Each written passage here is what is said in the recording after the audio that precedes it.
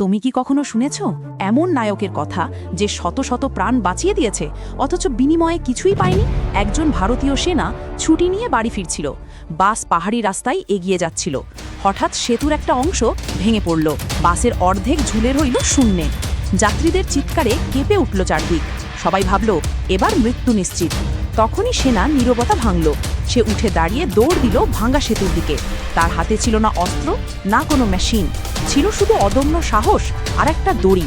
সে দড়িটা সেতুর খুঁটিতে বাঁধল, প্রাণপণ টানতে লাগলো। বাস একটু নড়লেই যাত্রীদের চিৎকার আকাশ ফাটাচ্ছিল। প্রতিটি সেকেন্ড ছিল মৃত্যু আর জীবনের লড়াই। ধীরে ধীরে বাসের পেছন দিক মাটিতে ঠেকল। পুরো বাস নিরাপদে দাঁড়িয়ে গেল। সব যাত্রী বেঁচে গেল। কিন্তু তালি বা ধন্যবাদ নয়, সত্যিকারের নায়কেরা নীরবেই তাদের দায়িত্ব পালন করে যায়। যদি এই সাহসী নায়কের গল্প আপনার হৃদয় ছুঁয়ে যায়, তাহলে এই ধরনের আরও অনুপ্রেরণামূলক গল্প পেতে চ্যানেলটি সাবস্ক্রাইব করে পাশে থাকুন।